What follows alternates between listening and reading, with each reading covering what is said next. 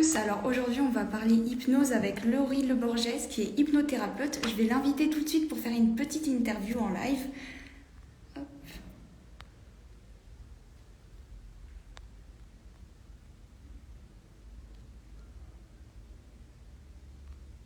L'inviter et puis nous espérons qu'elle va répondre très vite.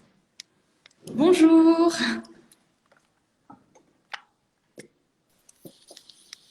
Bonjour, Bonjour, comment allez-vous?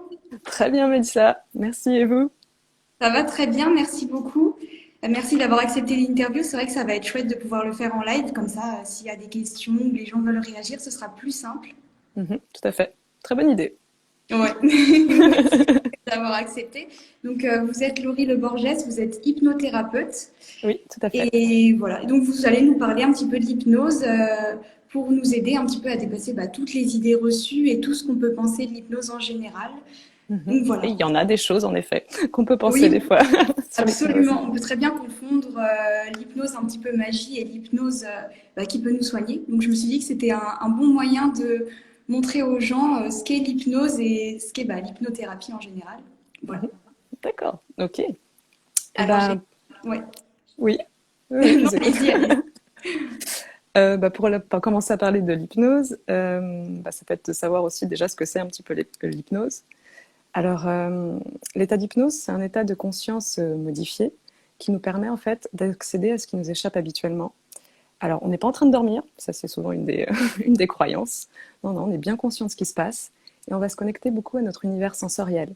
Ça veut dire que par exemple, certaines personnes, quand elles commencent à rentrer dans cet état-là, elles vont sentir que leur respiration commence à se poser, qu'elles ont la sensation de se connecter un peu plus à leur perception corporelle. Et de plus en plus, sentir qu'en se connectant à cette perception corporelle, il y a quelque chose qui se relâche, qui se dénoue, qui se desserre, une détente qui commence à venir de plus en plus. Et puis, il y a aussi pour certaines personnes vraiment l'univers imaginaire qui s'active. Cet univers imaginaire qui nous emmène dans un voyage intérieur et qui nous permet d'accéder à des ressources qui nous échappent habituellement, qu'on n'a pas utilisées, qui sont bloquées parfois aussi, et qui nous permettent de trouver des solutions par rapport à notre problématique. Dans cet état-là aussi, on peut aller se connecter à nos émotions, à nos habitudes, à nos comportements, pour pouvoir les faire évoluer, les faire progresser. En tout cas, à un niveau qui est un peu différent de celui qu'on a l'habitude consciemment et qu'on n'arrive pas à changer habituellement. Donc, Et vous êtes maître praticien en hypnose érectionnelle. Du coup, je voulais savoir qu'est-ce que c'est exactement la différence entre l'hypnose et l'hypnose ericksonienne. oui, c'est une bonne question en effet. Alors, l'hypnose ericksonienne, c'est une hypnose qui est souvent considérée comme souple, indirecte, qui est non directive. Ça vient en fait de Milton Erickson, qui est un psychiatre et psychologue américain, qui a beaucoup travaillé sur l'hypnose et justement a travaillé aussi sur cette partie de suggestion indirecte et qui a beaucoup mis de nouveau mis en évidence l'hypnose, qui l'a remis au goût du jour. Mais par contre, c'est vrai que quand on étudie son travail plus en profondeur, on se rend compte que Milton Erickson était très doué dans tout ce qui était indirect, mais qu'en même temps, il utilisait aussi la partie directe, des fois, avec certaines personnes, quand il sentait que c'était ce qui était nécessaire pour la personne, que l'indirect ne fonctionnait pas, et ben, il utilisait quelque chose d'un peu plus directif. Et ce que j'aime bien dans Milton Erickson, c'est que justement, en fait, pour lui, sa manière de travailler, quand on l'étudie vraiment un peu plus en profondeur, on se rend compte que c'est s'adapter vraiment à la personne qui est en face de nous, choisir ce qui lui convient le mieux, ce qui est le plus adapté, et comme ça pouvoir répondre à sa demande, à ses problématiques, et lui permettre d'évoluer. Donc, Et quand est-ce et comment est-ce qu'on va consulter un ou une hypnothérapeute? Est-ce qu'il y a des situations dans lesquelles c'est prescrit ou est-ce qu'on peut le faire par exemple parce qu'on a juste envie de découvrir par curiosité? alors, on peut en effet, l'hypnose, ça peut être quelque chose de très exploratoire comme expérience. Tout à l'heure, je parlais en effet, on peut se connecter à nos perceptions, on peut se connecter à notre imaginaire. C'est un côté très voyage intérieur. Et il y a un certain nombre de personnes qui l'utilisent vraiment dans cette situation d'exploration de soi-même, de découverte, de développement personnel. Et puis, il y a vraiment toute la partie, j'ai envie de dire, d'accompagnement, qui peut être par exemple dans la gestion de la douleur, mais aussi tout ce qui touche le côté psychologique. C'est-à-dire, par exemple, j'ai des personnes qui viennent me voir pour des problèmes de confiance, d'estime de soi, pour des problèmes d'anxiété, d'angoisse, de stress. Mais aussi, ça va toucher la dépendance affective, la jalousie, tout ce qui est la gestion des émotions, Ça peut être des troubles du sommeil aussi également. Ça peut être le fameux arrêter de fumer ou ce genre de comportement. Ou les phobies aussi, par exemple. Et est-ce que tout le monde peut faire de l'hypnose? Alors, presque tout le monde. C'est vraiment pas recommandé pour les personnes, par contre, qui sont dans un état psychotique, du type schizophrénie ou paranoïa. Où là, c'est mieux d'aller voir un psychiatre qui éventuellement peut faire de l'hypnose, mais de l'hypnose qui est adaptée pour ces personnes-là. Sinon, après, c'est accessible à tout le monde.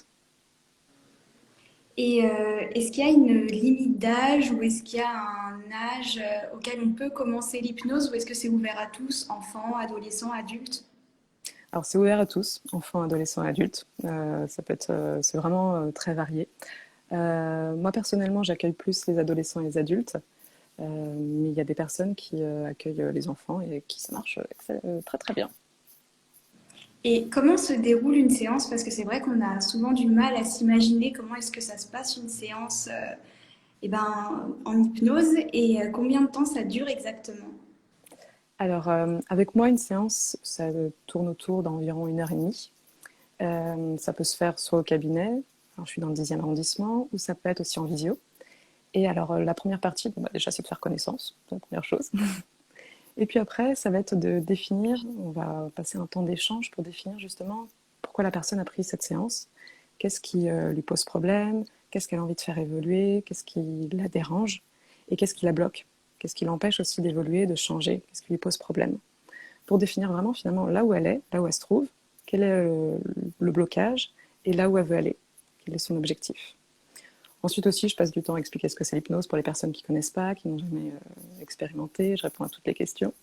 Et puis après, on entame le travail un peu plus en profondeur dans cet état hypnotique où on découvre l'état, on va à la vitesse de la personne, à son rythme, et puis on entame le travail. Et quels sont les bienfaits de l'hypnose à la fois sur le court et le long terme? Alors là, ça va dépendre de chacun, et ça va dépendre aussi des problématiques. Il y a des personnes qui vont venir pour des problématiques, j'ai envie de dire, très, très brèves, très légères, et donc ils vont avoir besoin de peu de séances et vont ressentir les bienfaits très rapidement, de manière, ça peut être quelques jours, ça peut être même directement après la séance. Et puis il y a des personnes qui vont venir pour des sujets un peu plus lourds, avec peut-être différentes problématiques, différentes résistances. Et là, ça va être plutôt dans l'évolution. Là, ils vont sentir que ça va être progressif et que ça va être au fil des séances que les choses vont évoluer, vont bouger, vont se mettre en mouvement et vont progresser. Donc il y a des personnes que je vais avoir pendant 1 ou 2 séances, des personnes ça va être 5, 6 séances, d'autres ça va être une dizaine. Là c'est varié et ça va dépendre des problématiques et des résistances de chacun. Alors déjà, bonjour à ceux qui viennent d'arriver. Si vous avez des questions à poser à Laurie Le Borges, qui est hypnothérapeute, c'est le moment. Et pour vous expliquer un petit peu, parce qu'on est aujourd'hui dans un live Instagram Bloom Time. Donc Bloom Time, c'est un réseau social d'échange entre particuliers et professionnels du bien-être. Donc si vous ne connaissez pas encore, vous pouvez vous inscrire. C'est très très très bienveillant. L'objectif, c'est de permettre à tout le monde d'aller mieux et d'aider tous les professionnels qui sont dédiés à cette cause. Surtout en ce moment, on pense que c'est extrêmement important de penser à la santé mentale et à libérer la parole. Donc voilà, une petite présentation. Tout à fait. Et si aussi vous voulez vous présenter, Laurie, allez-y. Alors, donc je suis hypnothérapeute. Moi, je suis basée dans le 10e arrondissement, entre Belleville, Goncourt, dans cette zone-là. Et ça fait déjà plusieurs années que j'exerce en cabinet. Et j'ai étudié dans plusieurs écoles, j'en ai fait 2 différentes, parce que je trouve que l'hypnose, c'est un univers tellement passionnant et qu'il y a plein de choses, qu'on peut explorer plein de choses très, très variées. Et je suis en train de voir qu'il y a une question. Oui. La question c'est, Hello Laurie, comment est venue cette idée de reconversion? Excellente question. Eh bien, en fait, à la base, je travaillais pas du tout, mais alors vraiment pas du tout en hypnose ou quelque chose qui avait à voir. J'étais dans le monde de la finance, donc rien à voir. Et j'ai travaillé plusieurs années. Et en fait, je me suis rendu compte que l'univers correspondait pas à mes valeurs, à mes principes, qu'il y avait quelque chose qui me manquait et qu'au quotidien, j'étais pas alignée avec ce qui me procurait du bien-être, du plaisir. Et, euh, Et j'ai commencé à m'intéresser, j'ai utilisé en fait l'hypnose pour moi-même d'abord. J'ai fait des séances et j'ai vu les bienfaits que ça m'a apporté. Et c'est comme ça qu'à un moment donné, je me suis petit à petit commencé à beaucoup m'intéresser à l'hypnose et puis vouloir me former. Et puis de plus en plus après me dire que je pouvais en faire mon métier. Et c'est ce que j'ai fait. Mais vous avez bien fait. C'est extrêmement important d'être aligné avec ses valeurs et d'être bien dans son travail. Surtout à tous les stades de la vie, c'est extrêmement important. Ça fait une grosse différence dans la vie de tous les jours, vraiment. Absolument. Et il y a une autre question. Bonjour, comment je peux gérer l'après-burnout? Alors, ça va dépendre où vous en êtes dans le burn-out. Ça va dépendre au stade parce qu'on n'est pas tous au même niveau. Il peut y avoir justement l'hypnose qui peut aider. Certaines personnes trouvent du bienfait aussi dans tout ce qui est méditation, tout ce qui est technique qui va permettre de se recentrer sur soi, de pouvoir justement réapprendre à s'écouter soi-même.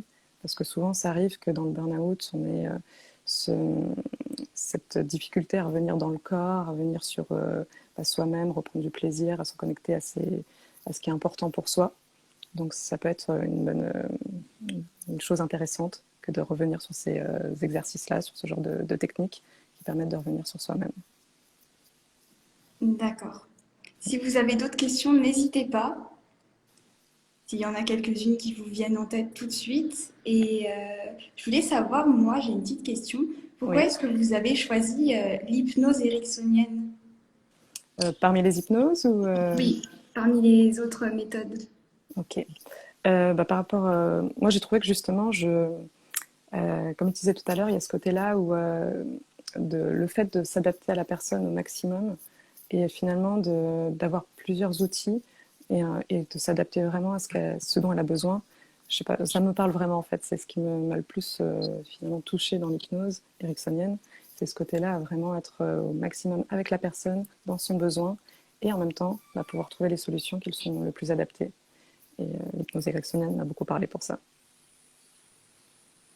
Et je vois qu'il y avait une autre réaction. La dame qui a parlé de burn-out, elle explique que ça fait 3 ans et qu'elle n'arrive pas à se sentir bien au travail depuis. Est-ce que vous auriez peut-être un ou deux conseils à lui donner?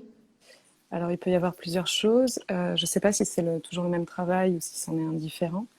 Si c'est le même, peut-être que c'est se poser la question si c'est bien de rester dans cette ambiance, dans cet endroit. Parce que mine de rien, l'environnement a quand même une influence sur notre bien-être et que si on reste dans le même, on peut avoir encore plein de souvenirs qui sont associés aussi au burn-out qu'on a fait quelques années avant. Donc peut-être que changer d'environnement peut être aussi une bonne chose. Après, s'il y a vraiment un sentiment important de mal-être, ça peut être bien de trouver un accompagnement, alors que ce soit l'hypnose ou autre chose, hein, bien sûr, il y a plein de choses qui peuvent aider. Mais peut-être qu'il y a certaines émotions qui ont besoin d'être évacuées, qui ont besoin de sortir pour pouvoir de nouveau retrouver du bien-être au travail. Et je vois qu'il y a une autre question qui est quelle est la différence? On a répondu à cette question en tout début de live. Alors je vous mettrai un replay comme ça, vous pourrez avoir la réponse de Laurie, bien sûr. Et voilà. D'accord. Et Et là, je ah vois. oui, nous avons une précision en plus, ce n'est pas le même travail. D'accord. Alors, soit si dans ce nouveau travail, il y a des choses qui sont similaires, ça peut arriver aussi, là, ça va être problématique. Soit sinon, c'est peut-être suivre peut-être un accompagnement pour réapprendre j'en dirais même réapprendre à retrouver du bien-être au travail. Je pense que ça peut être une chose importante qui peut aider. Par exemple, l'hypnose, ça peut être adapté à nous C'est aider vrai à que, sortir d'un burn-out. tout à fait. C'est vrai que je ne l'ai pas précisé pour le burn-out, mais ça en fait partie. J'ai des personnes que je suis au niveau du burn-out, qui en général, ça se fait autour de plusieurs séances, et il y a un accompagnement qui se fait en effet pour apprendre de nouveau à ressentir des sensations agréables, du bien-être. Ça peut être plein de choses, hein. Ça peut être se sentir un peu plus légère, parce qu'il y a des fois la sensation un peu de poids, de choses qui pèsent. Ça peut être de reprendre confiance en soi, d'estime de soi, tout ce genre de sujet qui va être travaillé pour se sentir de nouveau bien au travail. Merci en tout cas. Et n'hésitez pas si vous voulez voir le live une nouvelle fois en replay. Si vous avez raté quelques questions, je le mettrai en replay sur Instagram. Et n'hésitez pas à regarder aussi le site de Bloomtime et à regarder le site de Laurie. Je vous le mettrai évidemment sur Bloomtime et sur Instagram en story. Donc voilà, je voulais vous remercier infiniment, Laurie, c'était super intéressant. Et j'espère qu'on a répondu à vos questions et que le live vous a plu. Bonne journée à tous et bonne journée à vous, Laurie. Merci. Merci Mélissa, merci beaucoup pour Au m'avoir revoir. invité. Au revoir.